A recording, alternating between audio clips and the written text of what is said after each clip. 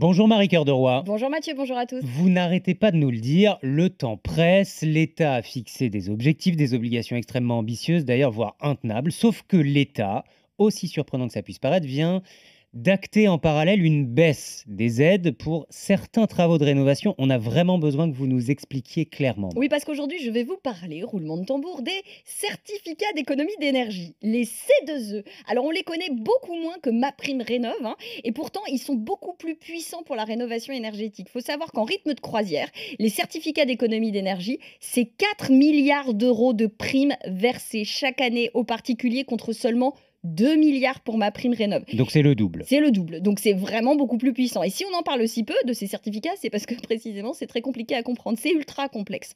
En fait, c'est pas de l'argent public, les certificats d'économie d'énergie. Tout est financé par des entreprises privées. En l'occurrence, c'est des fournisseurs d'énergie, mais c'est bien pourtant l'État qui régule tout, l'État qui fixe des objectifs, des obligations à ces entreprises pour plusieurs années, l'État qui détermine aussi le niveau des aides en fonction des travaux qui seront réalisés, ceux qui pourront bénéficier de primes bonifiées meilleures que les autres, et puis ceux qui, au contraire, seront moins subventionnés. D'un mot, comment je bénéficie de ces aides-là? C'est compliqué les démarches? Ah ouais, bah, de toute façon, toutes les démarches sont compliquées, mais l'avantage, c'est que l'État a quand même organisé une plateforme commune pour bénéficier de toutes les aides possibles et inimaginables, MaPrimeRénov' et également les C2E. Alors maintenant qu'on comprend mieux de quoi il s'agit et le fonctionnement de ces certificats d'économie d'énergie, quelle décision l'État vient-il de prendre qui fait donc baisser ces aides aux particuliers? Alors, la plus récente, elle concerne les travaux d'isolation. Depuis le 1er mai, les primes sur ces travaux ont été baissées de 20 à 30%. Pourquoi? Eh ben, on nous explique que c'est une façon pour le gouvernement de privilégier d'autres travaux, en l'occurrence les changements du mode de chauffage et les rénovations un peu plus globales. Le problème, c'est que les travaux d'isolation sont eux aussi hyper efficaces et qu'ils coûtent souvent beaucoup trop cher aux ménages. Avec moins d'aide, beaucoup d'entre eux pourraient donc y renoncer purement et simplement. Vous avez un exemple concret? Bah oui, j'ai contacté une entreprise qui aide justement les Français dans la rénovation de leur logement et qui vous conseillera pour les C2E ou alors MaPrimeRénov'. Cette entreprise, elle s'appelle EFI. Alors, ils m'ont donné l'exemple d'une maison de 120 mètres carrés.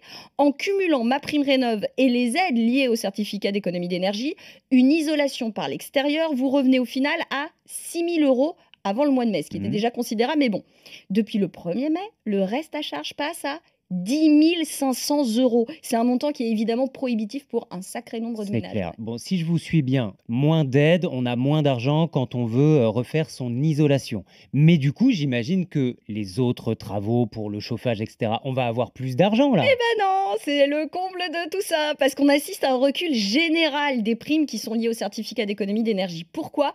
À cause des objectifs globaux qui sont fixés, là encore, je vous le disais, par l'État. C'est pour des périodes de 4 à 5 ans. Ces objectifs, ils sont fixés à ces entreprises privées. Et pour faire simple, plus l'État impose d'obligations aux fournisseurs d'énergie, à ces entreprises, plus le montant des primes augmente. Or, les nouvelles obligations entrées en vigueur en début d'année ont été mal calibrées, sous-évaluées. Résultat, toutes les primes baissent. Il y en a certaines qui baissent de 40 à 50% depuis le début de l'année. Du coup, Marie, on imagine que l'État va devoir demander des efforts supplémentaires aux entreprises. C'est en tout cas ce que réclament évidemment ceux qui distribuent les certificats d'économie d'énergie. On n'est même pas arrivé à la moitié de l'année, qu'il reste déjà presque plus rien pour aider les Français à rénover avec ce dispositif. Mais c'est pas si simple parce que les énergéticiens, les fournisseurs d'énergie, ces entreprises, elles ont une fâcheuse tendance à répercuter dans leurs tarifs ce que leur coûtent les certificats.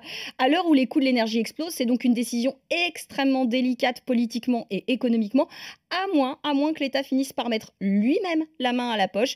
Les objectifs de rénovation qu'il s'était fixés semblent à ce stade compromis, impossible.